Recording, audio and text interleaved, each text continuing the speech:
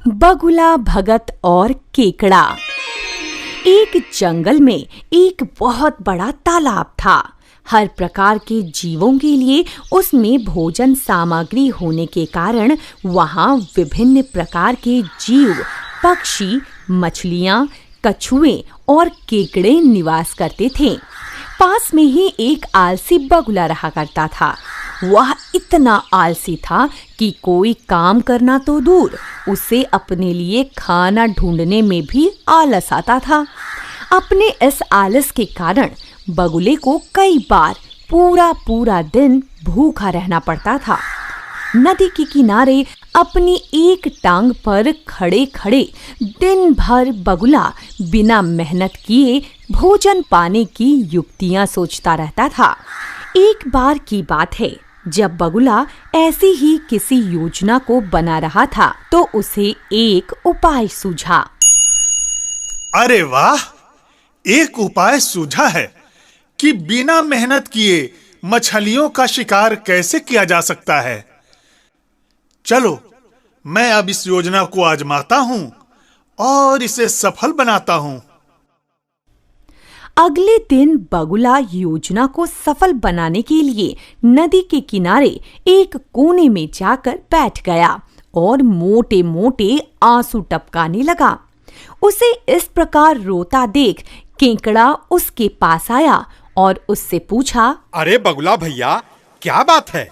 ये कैसा वेश बनाए हुए हो और रो क्यों रहे हो? भोजन के लिए मछलियों का शिकार करने की बजाय बैठे बैठे आंसू बहा रहे हो। उसकी बात सुनकर बगुला रोते रोते बोला, क्या बताऊं केकड़े भाई, प्रायश्चित कर रहा हूं। मुझे अपने किए पर बहुत पछतावा हो रहा है। अपनी भूख मिटाने के लिए मैंने आज तक न जाने कितनी मछलियों को मारा है। मैं कितना स्वार्थी था, लेकिन आज मुझे इस बात का एहसास हो गया है। अब मैं यह पाप कार्य और नहीं करूंगा। मेरी आत्मा जाग उठी है, इसलिए मैं निकट आई मछलियों को भी नहीं पकड़ रहा हूं। तुम तो देख ही रहे हो।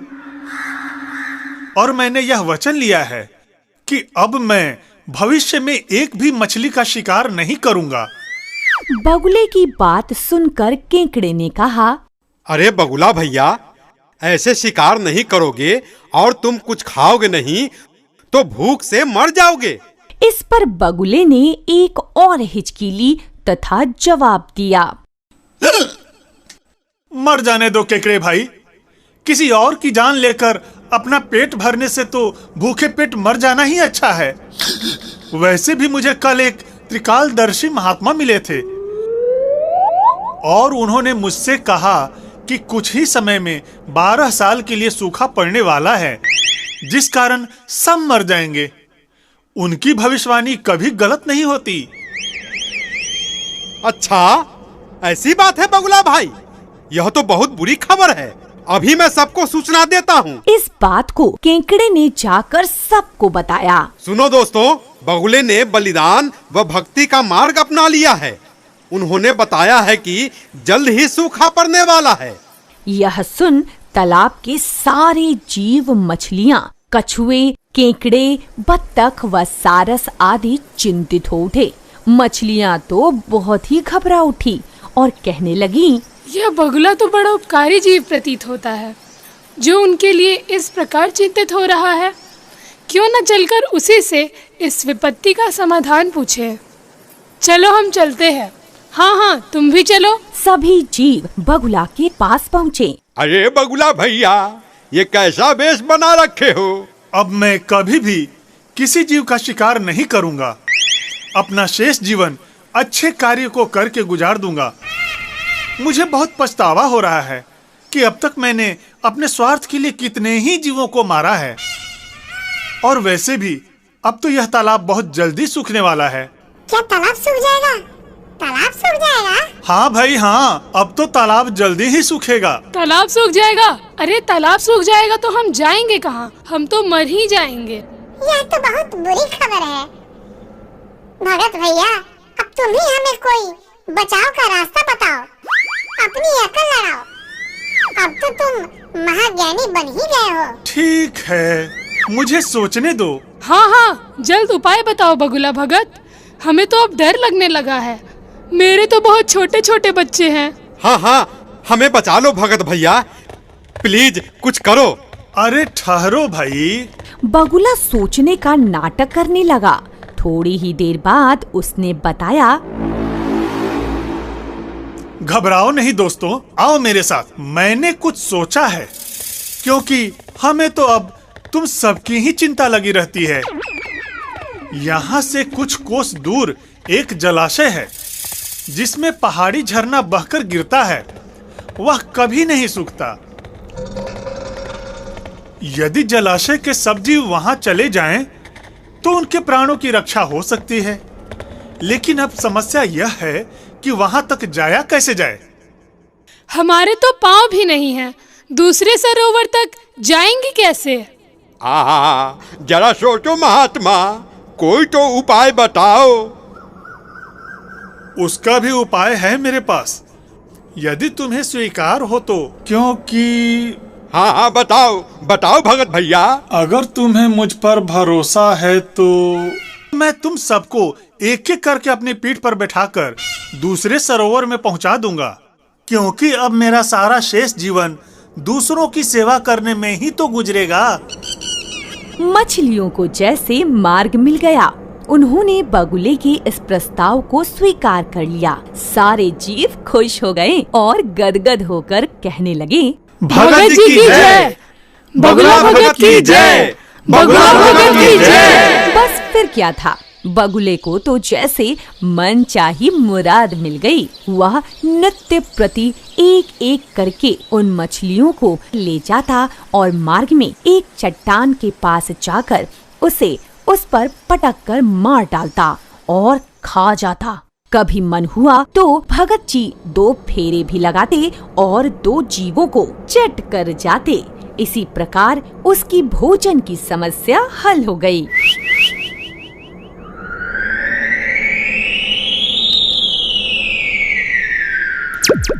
आहा, मजा आ गया। बहुत स्वादिष्ट मछली थी। तालाब में जीवों की संख्या घटने लगी। चट्टान के पास मरे जीवों की हड्डियों का ढेर बढ़ने लगा और भगत जी की सेहत बनने लगी। खा खा कर खूब मोटे हो गए। मुख पर लाली आ गई और पंख चर्बी के तेज से चमकने लगे। उन्हें देखकर दूसरे जीव कहते, देखो, दूसरों की सेवा का फल और पुण्य भगत जी के शरीर को लग रहा है। देखो बगुला भैया, आज ही तुम मुझे ले चलो, क्योंकि काफी जीव दूसरे सरोवर में चले गए हैं। ठीक है मछली रानी, तुम्हें आज ही लेकर चलूंगा। बगुला भगत मन ही मन खूब हंसता है और सोचता है, देखो, दुनिया में कैसे कैसे मूर्ख जीव भरे पड़े हैं, जो सबका विश्वास कर लेते हैं। ये आसानी से मेरी बातों में आ गए। ऐसे मूर्खों की दुनिया में थोड़ी चालाकी से काम लिया जाए तो मजे ही मजे हैं। बिना हाथ पैर हिलाए खूब दावत उड़ाई जा सकती है और संसार से मूर्ख प्राणी को कम करने का मौका कम ही मिलता है। बैठे बिठाए पेट भरने का जुगाड़ हो जाए तो सोचने का बहुत समय मिल जाता है। चलो मछली रानी। इस तरह बगुले ने लाल मछली को भी चट्टान के नजदीक ले गया और मार कर खा गया। हर रोज किसी न किसी मछली को ले जाता और उसे मार कर खा जाता। बहुत दिन यही क्रम चलता रहा। एक दिन केकड़े ने बगुले से कहा, अरे बगुला भैया, तुम हर रोज किसी न किसी को ले जाते हो, लेकिन मेरी बारी अभी तक नहीं आई। मेरा नंबर कब आएगा? मुझे भी तो जान बचानी है ना। और ये बताओ कि कैसा माहौल है वहां का? सारे जीव खुश तो हैं ना? हाँ, सब बहुत खुश हैं। और तुम अगर कह रहे हो तो आज तुम्हें ही ले चलता हूं। चलो मेरी पीठ पर बैठ जाओ और खुद ही अपनी आंखों से सब देख लेना। ठीक है? ठीक है। बगुला मन ही मन सोचता है, मछलियां तो रोज खाता हूँ, चलो आज मैं सिर्फ केकड़े से ही काम चला लूंगा। अब केकड़ा खुश होकर बगुले की पीठ पर बैठ गया और बगुला उस केकड़े को लेकर उड़ चला। अरे वाह, तुम्हारी तो बहुत मौज है बगुला भैया। और ऊपर से धरती कितनी सुंदर दिखती है। बगुला भगत, तुम तो खूब मस्ती करते हो। हाँ हाँ, क्यों नहीं, मेरे पंख जो ठहरे, इसलिए मेरी जहाँ इच्छा होती है आसानी से उड़कर चला जाता हूँ।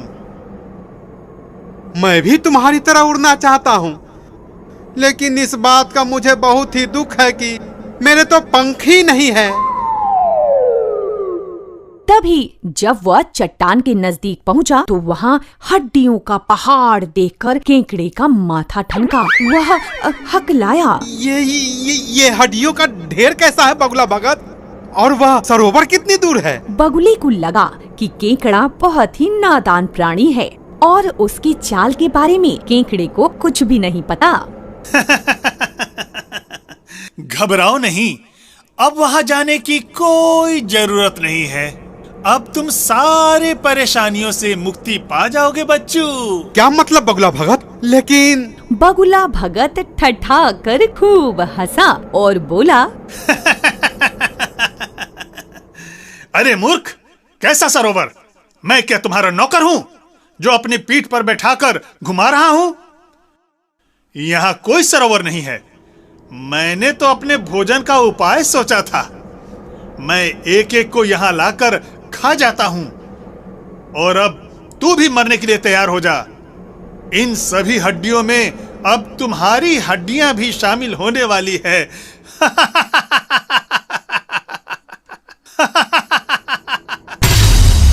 अरे, तुम पर हमने इतना भरोसा किया और तुमने ऐसा धोखा दिया। तो क्या करता मूर्ख, भूखा मर जाता।